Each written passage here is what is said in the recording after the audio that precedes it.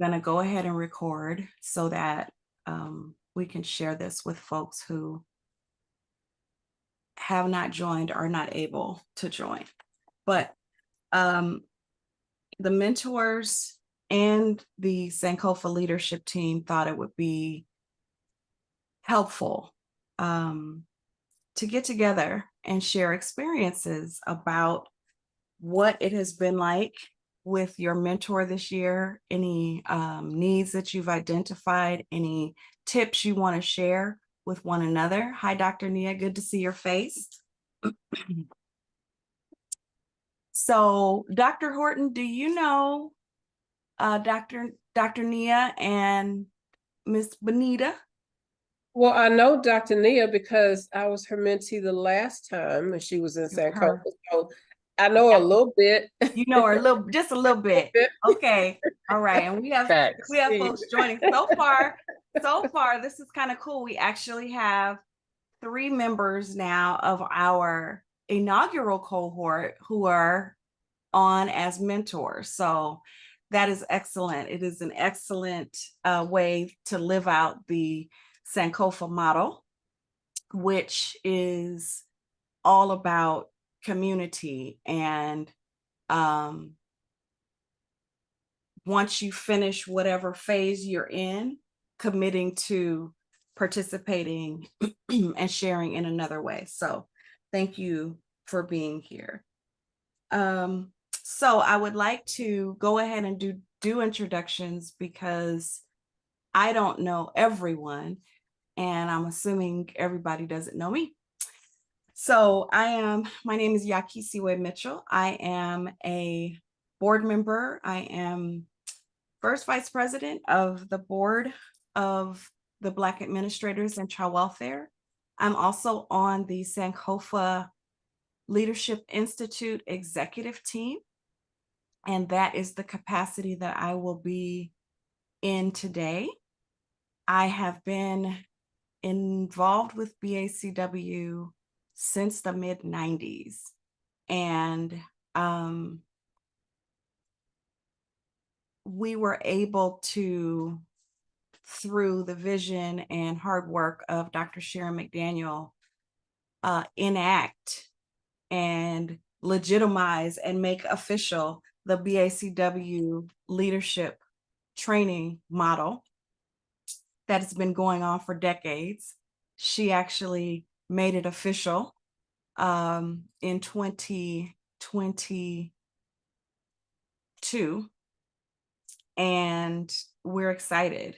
We're now on our second cohort, and it's just a wonderful opportunity to develop, to push, to train up the next generation of leaders who will continue to fight this fight, because unfortunately, we still have way too much disparity and disproportionality in the child welfare system. It's overrepresentation of children and families and underrepresentation of administrators and decision makers. And so it's up to us to continue to push and to continue this this struggle. And a part of what we're here to do today is equip and encourage each other in the struggle. So what I would like to do in terms of introductions is I'd like for you all just to briefly say who you are, where you're from, if there's anything else you'd like to share about your career, that would be great. And then when you're done introducing yourself, if you could identify the next person to introduce themselves. So I'm going to throw it to Mr. Demetrius Starling. How are you, sir?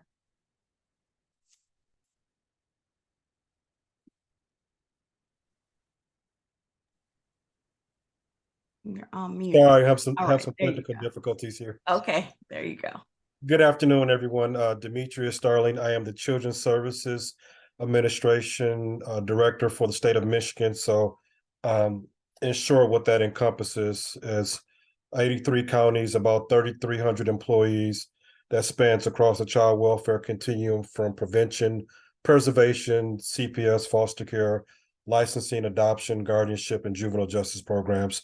The only thing that I don't have on my portfolio for the most part is the mental health piece or portion of our department that's bifurcated to another director. So just glad to be here and glad to be a part of the discussion. I will say this first and foremost, that I have not unfortunately had the time to dedicate as much as I want to from a mentorship perspective, but as things have evolved over the past several months and me being able to build my capacity from a leadership perspective and to bring on more folks under my umbrella, my time will be a little bit more readily available than it has been previously. So just excited to be able to be more, ingrained in what's going on with my mentee.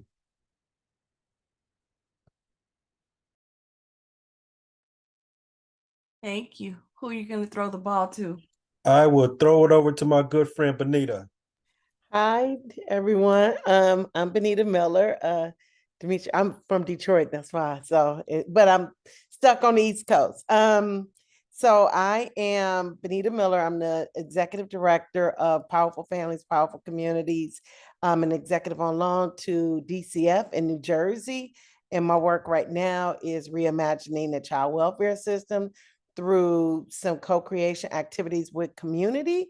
So I am actually winding down my work here in that we're finalizing some of our initial work. We started with IDEO and now we're working with Shy by Design, which is a design firm out of Chicago. And so I'm excited about the deliverables that we will have manifested by the time the commissioner's term is over here in New Jersey. Previously, I worked in New York City running the child foster care services in the Administration for Children's Services. I'm a lawyer by training. I'm a children's lawyer. So I come to the work in that way. And I'll pass it to Dr. Nee. Was I supposed to talk about how often no, I'm not supposed to talk about how often I talk to my mentee yet, right? No? No, right? No, not Okay, yet. so I'm gonna pass it. We're gonna talk about that on the next agenda item. Okay, perfect. I'm gonna pass it to Dr. Nia. Thank you. Anita. Happy Tuesday, everyone. I am Nia Canty. For those that may not know, I'm a managing director with the Technical Assistance Unit with Casey Family Programs. And I guess I'll share right now, I'm in the throes of developing leadership curriculum. One in particular where we're revamping our Leadership Academy. I think Demetrius has attended that before. And so being really intentional about providing leaders with those pivotal next steps in their first 12 months and what does that look like. And so that also contributes to why I'm in DC this week. I'm hoping to connect with Rafael Lopez and talk about some of those components, and then also some other leaders in the months to come. And so we're revamping what that looks like moving forward with a focus on practical content, judicial engagement, legislator engagement, budget and data, and just really to revise how we go about preparing leaders, particularly those that may not have a backdrop in child welfare. What does that look like? And the other part I'll add is also developing characteristics when hiring a child welfare leader for them to be successful. What are the characteristics a hiring body would need to look for when considering that? So I'm super excited about those efforts. And I think a lot of what we learned in Sankofa last year will also be woven into this, because they're just common themes and threads when you think about leadership that, if it's done well, would be at the forefront. And I'm passing it to somebody. And so I'll pass it to Dr. Horton.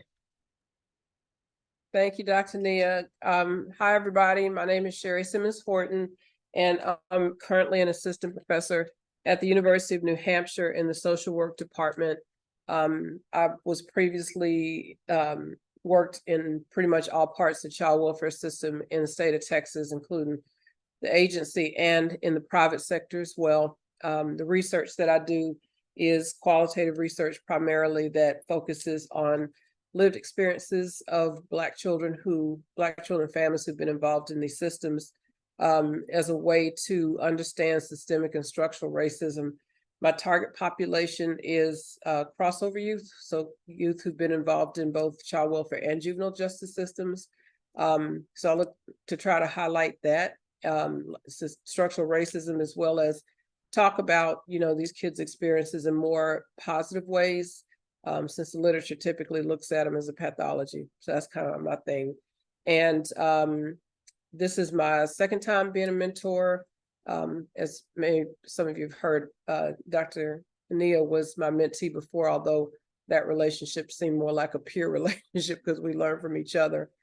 And I am the second vice president of BACW and have been with the organization, for about 3 years now.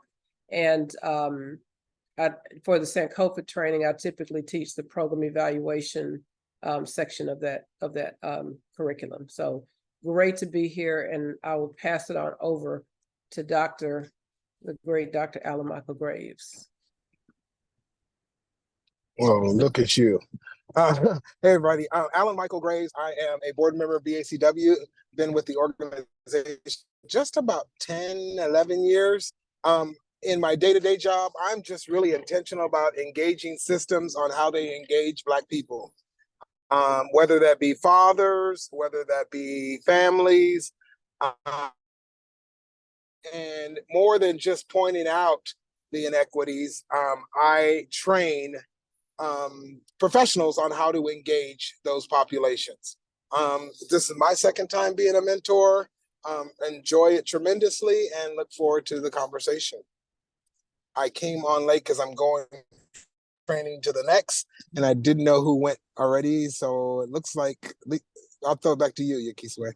Thank you. So I see, thank you, Dr. Graves. Thank you, Dr. Graves. I appreciate you, Dr. Graves. Actually, I had my doctoral defense last week, and Dr. Graves came to Southern California from Vegas and represented.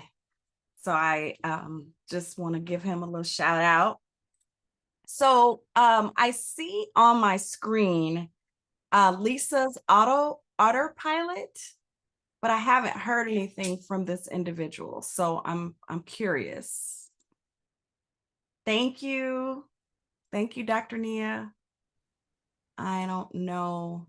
I think sometimes those autopilots are actual recordings, and the person is able to record, but maybe not actively engaged. So yes, I think thank you for saying that. That's what I was thinking. And then I became suspicious. So I'm trying to figure out how to remove the person, but I think it is Lisa Chambers' transcription bot. So great. She may be joining us. I know everybody's got a lot to do. So here we are. One of the things that I'd like for us to talk about, this is your opportunity to share about your experience. And the question that I have for you is, what have you learned so far on your 2023 Sankofa mentorship journey? So one value of mentorship, and Dr. Sherry alluded to this, is that it is a benefit to the mentor and the mentee in terms of you may call it a peer relationship. I mentored, I'm not mentoring this year, but I mentored Dominique Robinson last year. And that was such a mutually beneficial relationship. So I'd love to hear from everyone. What have you learned? What have you gained from being a mentor thus far on your 2023 mentorship journey? So I can start. I learn something every year. I will say that similarly, as others have said, I have had some personal challenges, family challenges that have kept me from being able to be as active. But my mentee and I we've been able to make contact a few times since she's been in the course. And one of the things that I think is the value, kind of going alongside of what was said before, is that the mutual benefit of it, the things that you learn from the professionals that are part of this leadership training. And on, you know, just on a bigger scale, just being able to being a part of building a collective, you know, in the state that we're, I guess the climate that we're in terms of having so much resistance with how we deal with DEI and anti-oppressive strategies and that sort of thing. I think it's important to know where your allies are that are out there in the field, you know, doing the work, so that even if legislation is not really helpful to support our kids, that we have, you know, that we have this way that we're kind of building out this long range collective. So everybody in this room and in their respective roles, the people that are in the training and their respective roles continue to, you know, sprinkle out, if you will, through the waves, to get the word out of what needs to be done. So the anti-oppressive works get done as a result of that. So I think that, you know, the collectiveness and the collaboration opportunities for, you know, whatever happens, you know, knowing people at Casey, knowing people in Michigan, wherever it may be, can be really an opportunity to collaborate and network. So yeah, I said a lot, but that's why I stopped. Thank you, Dr. Sherry. And I'm glad to hear you say that, because that is what we hoped we would hear from mentors, right? In terms of being able to build that network, but also that support base for this very difficult work. Yeah, I'll just hop on, you guys, because I apologize. I am trying to get to one training to the other, but wanted to chime in a lot of what Dr. Horton just said. And last year I had a male mentee. This year I have a female mentee. And what I've learned this year is that there's a difference, right? And we know, and that difference is important for both of us, right? Because we see things and have conversations through different lenses. And I have been, I think, instrumental in helping her see things through a male Black lens, while I've gotten some input for my own self-development through her lens, right? So that would be my biggest takeaway thus far. Thank you, Dr. Graves. I appreciate you, you know, calling that out. Yeah, we are different. But our experience is different. And I think, you know, one of the aspects of cultural humility is that even when you are a part of race, ethnic group, or culture of an individual, there's still so much more you have to learn, right? And so I love the posture of lifelong learner that you have taken and that you encourage, right? I would imagine that you and your mentee have some good push and some good dialogue. So excellent. Thank you for that. Who's next?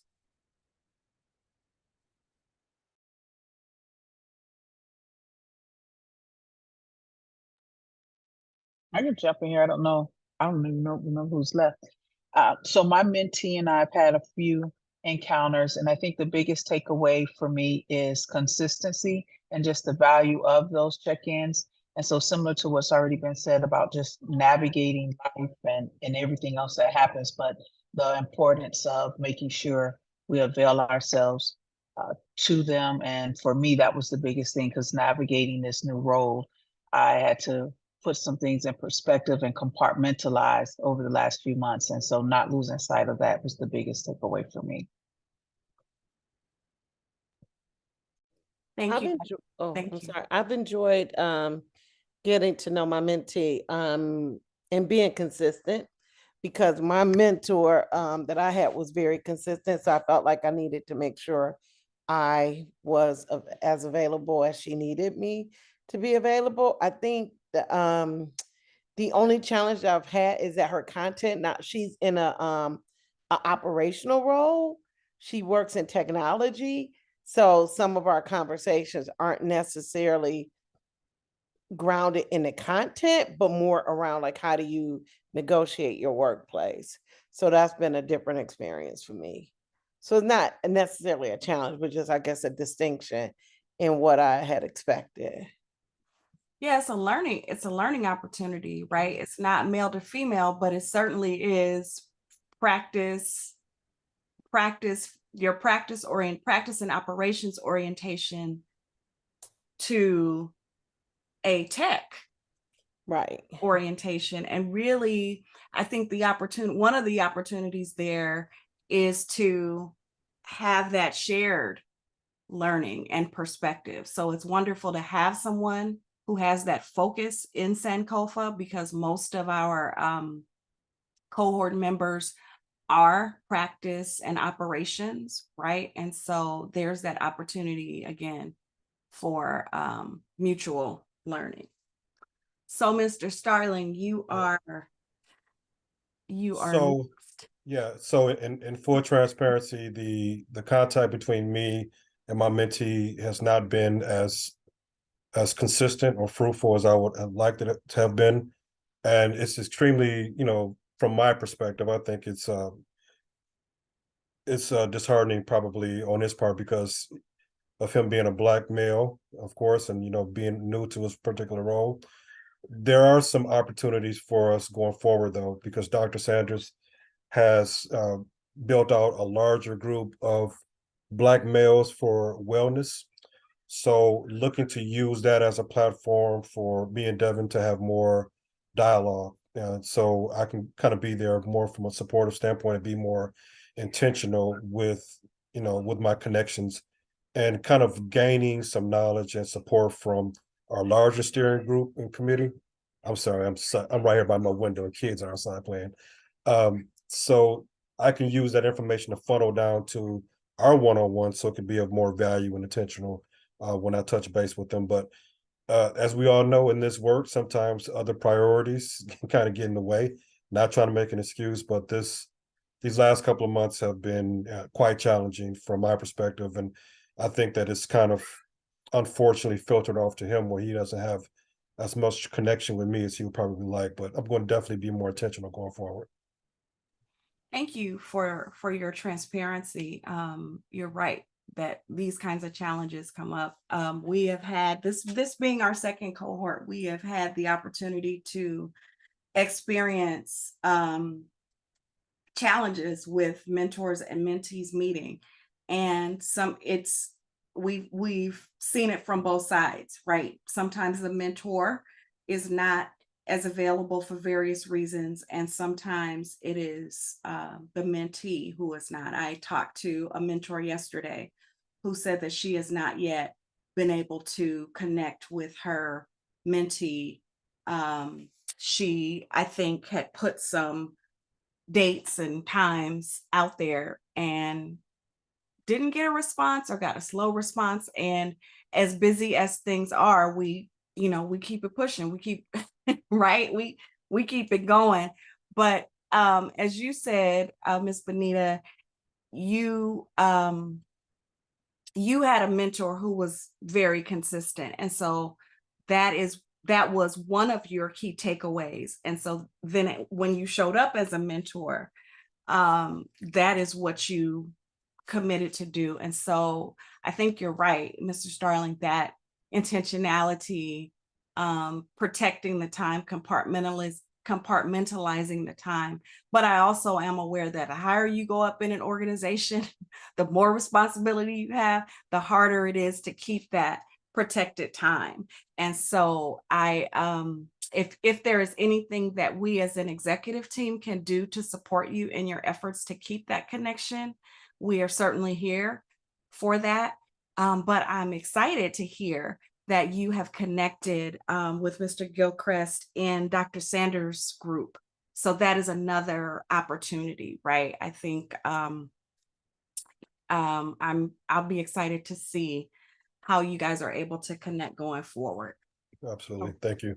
Thank you. So thank you for that sharing. What I wanted you all to be able to do was hear different aspects of how you are experiencing mentorship with this cohort. So I'm going to move us along. I not sure if you all have seen or remember the mission of the Sankofa Institute, but it is to ensure that we have a pipeline,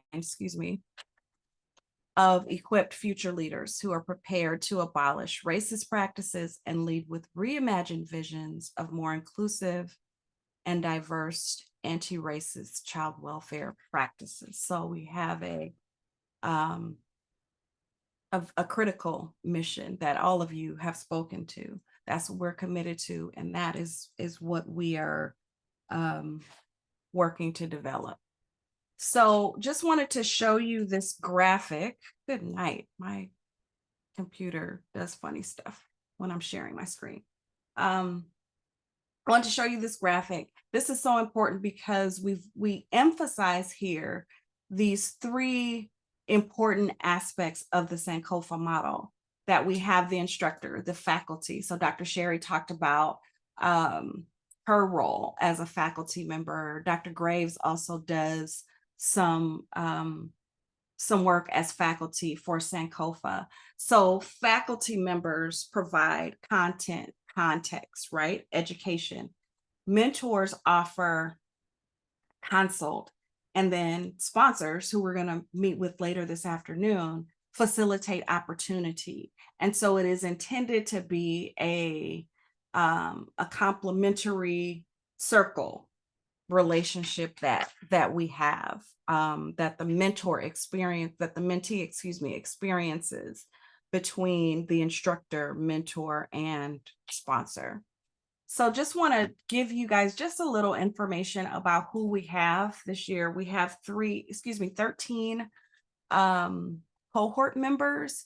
2 of them are male, and we've got 5 people who are executive leaders, 3 mid-career, 2 emerging, 2 who would characterize themselves as executive/mid, and 1 who would characterize themselves as mid/emerging. The breakdown of agencies is almost half and half this year, which I think is a good mix. And then the regions, you'll see that the East Coast is the region that is best represented. We've got Philly, New Jersey.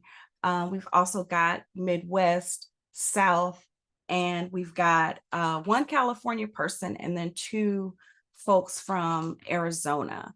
In terms of educational level, we have 2 who are pursuing doctoral studies, 1 who's pursuing a bachelor's degree, and the remainder hold master's degrees. So this is just a little information that we've gotten from them. The information on the right-hand side is really interesting. It's always interesting to me, right? To learn where people see themselves applying what they're learning. So you'll see that it's a pretty even split between those top 2, strategic planning and in their professional leadership growth, but then day-to-day work, and then in their working relationships. And then finally, the great news, and this is consistent with what we heard last year, that the courses, the sessions meet the cohort members' expectations based on what they had read in the description. So we've gotten over 90% of the feedback that we've gotten has been positive, very positive, which lets us know that we're doing things the right way. We also are able to capture the information that people provide on the narrative when they have opportunities to put in narrative comments. So we're able to pass that along to facilitators, discuss it as an executive team, and figure out how we make improvements in real time. So important dates, just want you to put on your calendar. It probably is not, the in-person session is probably not as important for you as it is for the sponsors. We wanted people to know and understand, hey, coming up, folks need to be out of the office. They're going to be traveling. But we do want you to put on your calendar the capstone presentations and graduation, which will take place December 14th and 15th at Johnson C. Smith University. Okay. Any questions and answers? This is your time to ask any burning questions that you've been thinking about, or what feedback do you guys have about the mentor experience? I have a question, and this is probably like gonna sound a little trifling, but this is who I am. I mean, it's not who I am. Not but trifling. Well, I'm just saying trifling in the sense that I don't want it to sound like babysitting, but that's may have. But anyway, I'm wondering if it's possible to have maybe like specific times within the curriculum flow that there may be something that can be like this in the curriculum to say mentor-mentee check-in. You know what I'm saying? That I could, and I'm just speaking for myself because you know, I did have challenges this year, but I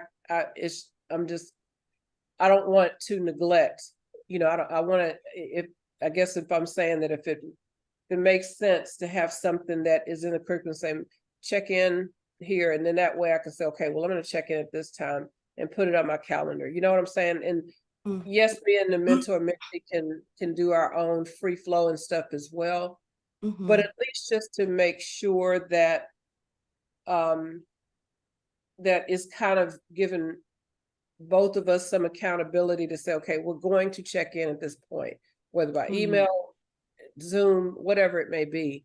And if that way, if it's somewhere sitting inside the curriculum and say, hey, check in with your mentee or mentor or whatever, you know what I'm saying? That's why I said it may sound trifling, because, you know, I see the Dr. Alan Michael Graves has come off to his on his camera. He came off mute. He came off mute. That's because you're keeping it 100, and he likes to keep it 100. So, but he's about to start coming for me. So I'll exactly. Let it out. Go ahead, doctor. No, it was actually to complement what you're saying, and what my question wasn't going to be, was going to be a comment that I think it might be helpful for us if after sessions, the facilitators might be able to throw the mentors some information on conversations to follow up with your mentees, right?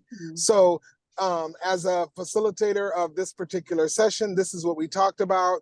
These are some things that came up.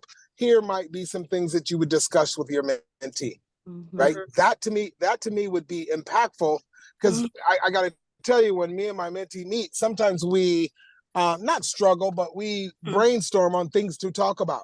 Right. And if it was going to be directly connected to what either they learned and or they want to give their perspective in an individual setting, I think that would be most helpful.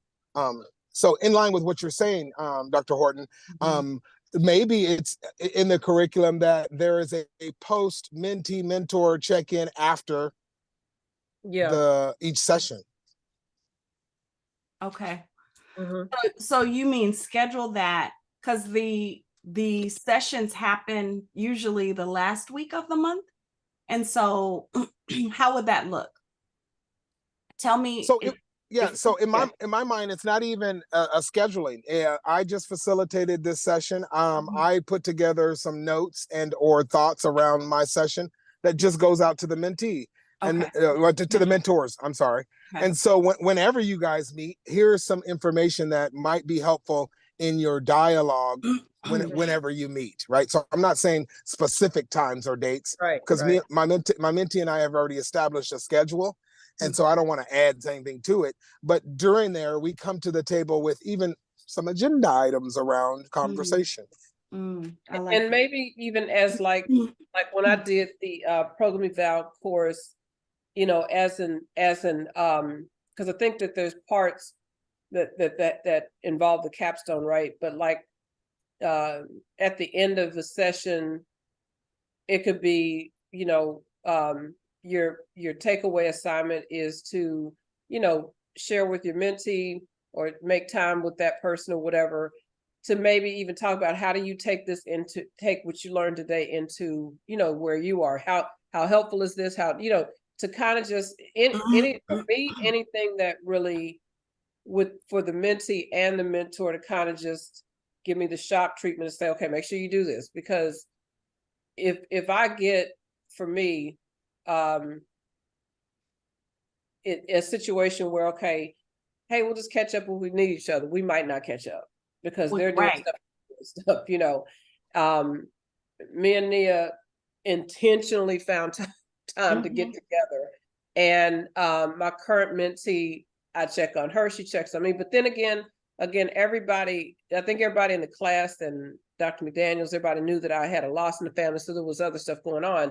But in any normal situation, it's still, being honest on my side, be a struggle for me to say, okay, let me make sure that I do this. For a situation where maybe a mentee says, just, we can get together, I'll let you know if I need something, but I don't want to leave somebody hanging, Right. And I want it to be as enriching experience for them and for us to stay connected. So that's what I meant when I meant to say trifling, because I know it may look like I just need somebody to kind of remind me of something. I kind of do, but I want to stay there. Okay. Yeah. Okay. That's helpful. That makes sense. Uh-huh. I don't know. Maybe others think I'm crazy. So No, you're not. And no more self-deprecating comments. No more. Stop it.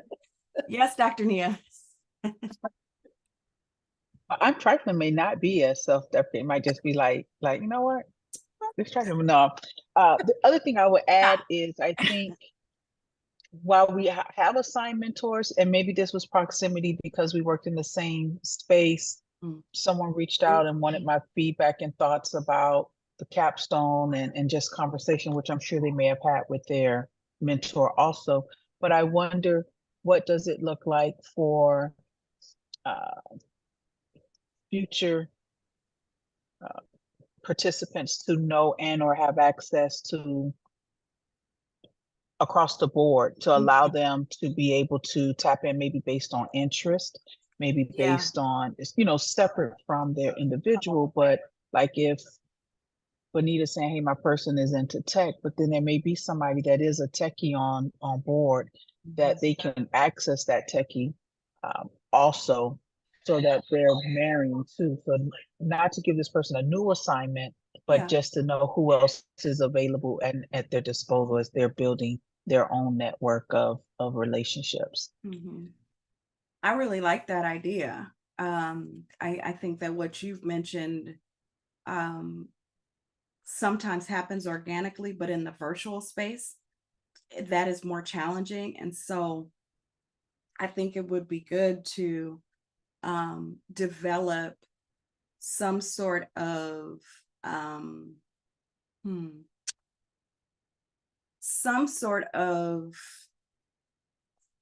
space where people could indicate whether they were open to being contacted by members of the cohort, right? Whether or not they had a mentee in that particular year, right?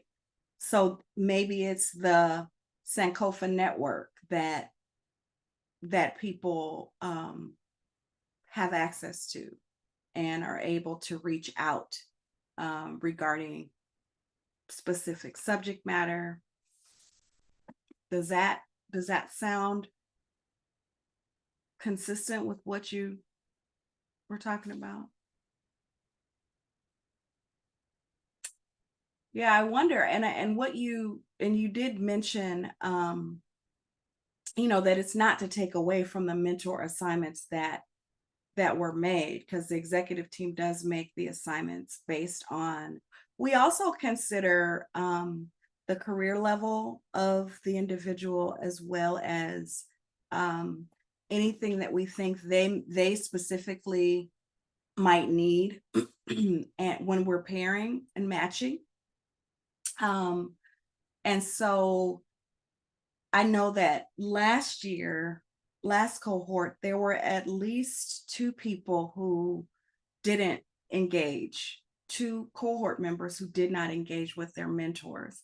And we weren't really sure why. And so I wonder, since we assign mentors, what would it look like if we opened it up, right? And said, you know, these are other folks that you are welcome to network with. What are your thoughts on that?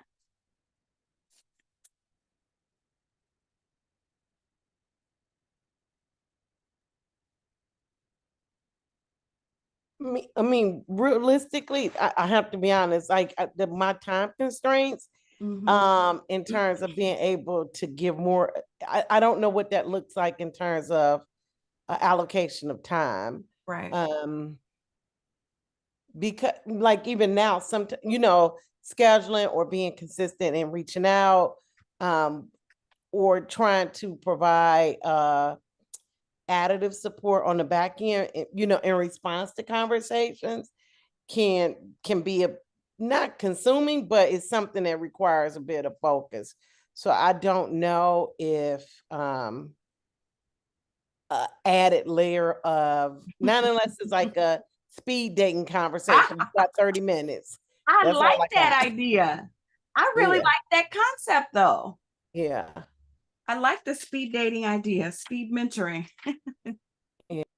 Dr. Nia, I got the sense that you meant folks reached out to you for something specific, not necessarily for ongoing mentorship. Right. No, then that's why I put in the chat like a one-off. So I even when Bonita Mhm. says like speed dating, it would just be if Bonita and Demetrius both rep Detroit, but maybe if they didn't and they were in a different capacity, what would it look like for her to inquire with him about some of the networks that's happening in Detroit? That's very specific, very Yeah. this, very that. So anything just to be able to know who is who as it relates to how that may benefit. But she would need to know that he has that access. It wouldn't just be like he's coming up and saying, "Hey, I'm from Detroit. If you guys need anything, let me know." It's more so he just happens to be child welfare director in Detroit. And so Bonita would have the wherewithal and we wouldn't be creating any barriers for her to know, hey, I can reach out to B to ask these 1 or 2 questions, and they have that interaction. It's not for it to be ongoing, nor is it a requirement, but I think people should be encouraged to communicate with whomever, and maybe we encourage it in the context of you have a mentor that's ongoing, but you have access to 20 people if you know you like needed that. to know something else, blah blah blah. So more so the village concept, not for it to be that we are availing ourselves for every call, etc. But if somebody reaches out, I mean, I can have a one-off call. It probably is easier just to have this one-off call with me, mentee, anybody, just this one call, and hope for the best. Yeah, I really like that concept. And you know, even if you're able to ingrain like that Scrum mentality, I know that's been pretty beneficial for us. We have these 15-minute bursts of connection where you have very detailed, not trying to push people off, not trying to, you know, imply that you don't have time or can't make time for certain folks, but you want to make sure your time is intentional.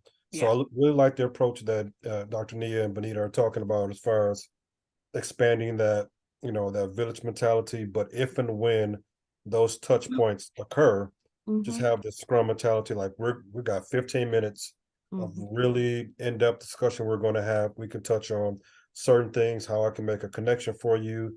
And again, just make that time intentional. So, because I know we're all extremely busy and up against it on a day-to-day basis. So make sure that time spent is very intentional. Yeah, I really like that idea, that out of the box thinking. I like the idea of those 15-minute bursts of connection, and make sure that we're being intentional with the time. And one thing we certainly could do is provide some ideas for mentors and mentees on how to structure that time so that you make the best use of it.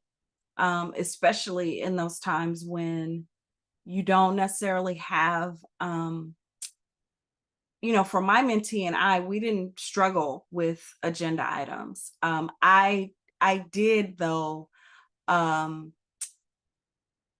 have sort of an agenda framework, and then we would fill in as needed. And so, maybe those are some of the resources that we can offer, so that however your time is structured, you just have some other ideas on tools that you can use and ways that you can do it. I like that idea. All right. Other thoughts or questions?